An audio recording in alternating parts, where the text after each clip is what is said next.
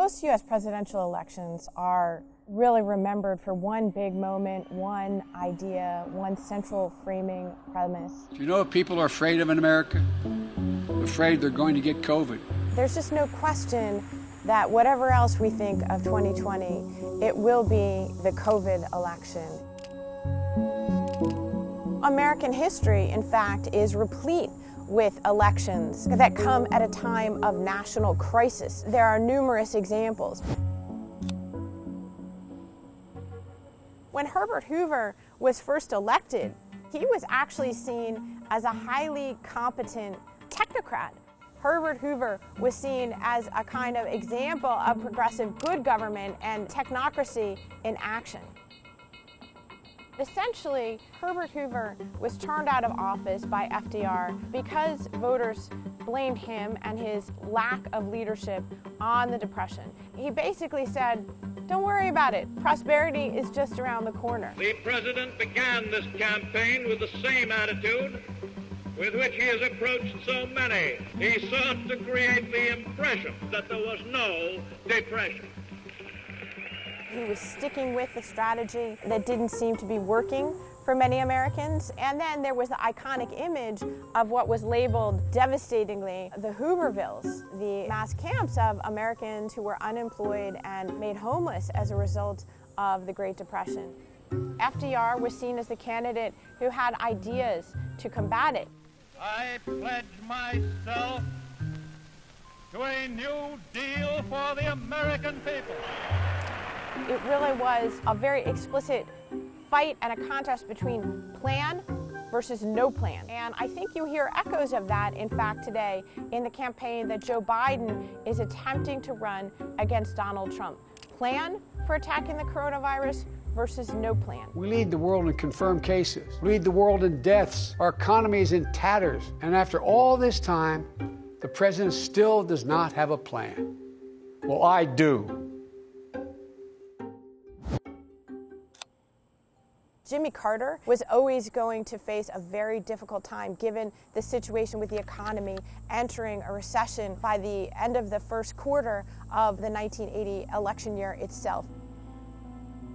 That uphill battle for President Jimmy Carter was made all the worse by the ongoing Iran hostage crisis, which he was just never able to get out of. It has been a major preoccupation of mine and the American people that these hostages are held. I think that Carter-Reagan election is an example of a president who might have been too realistic and leveling too much with the American public. And Reagan's personality and his tone of sunny optimism about America as a shining city on a hill in 1980 is remembered as a stark contrast with Jimmy Carter and what's known as his famous malaise speech. The threat is nearly invisible in ordinary ways.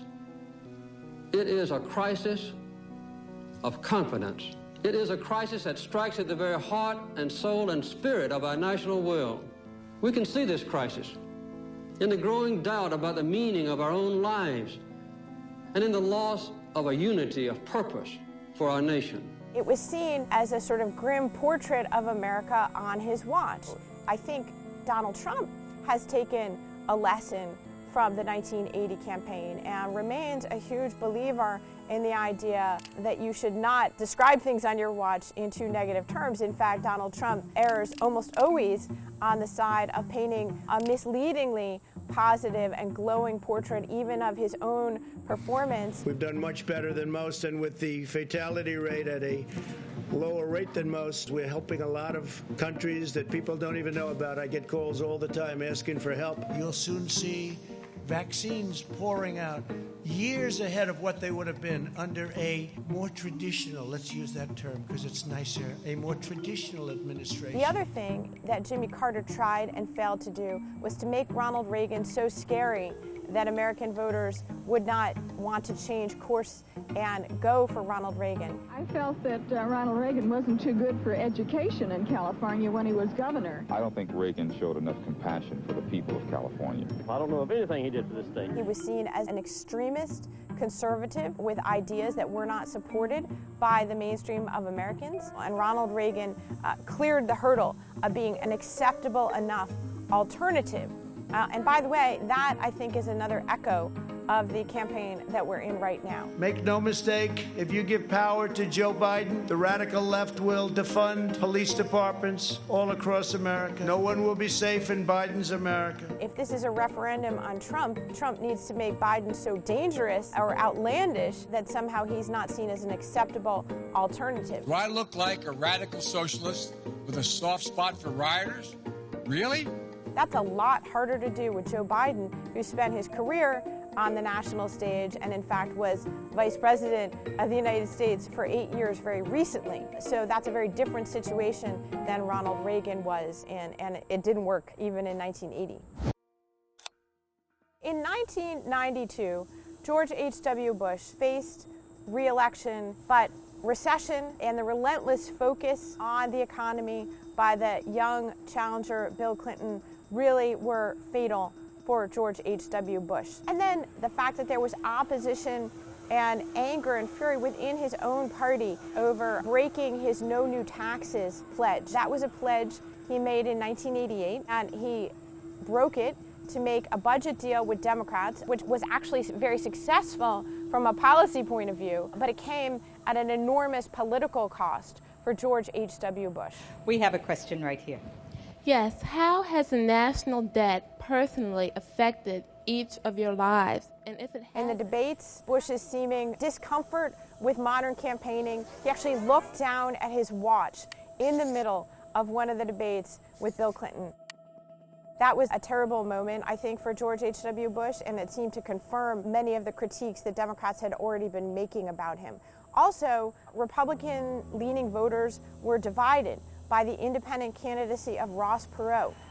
So the lesson from the 1992 campaign and from the Bushes is don't piss off your own party. Donald Trump has been obsessed with preserving his standing inside the Republican Party at the expense of reaching out at any time really throughout his presidency to Democrats or independents, and he has largely kept that loyalty as a result. The expense is that he seems not to be able to persuade any new people to join his coalition. Let people see what radical left Democrats will do to our country.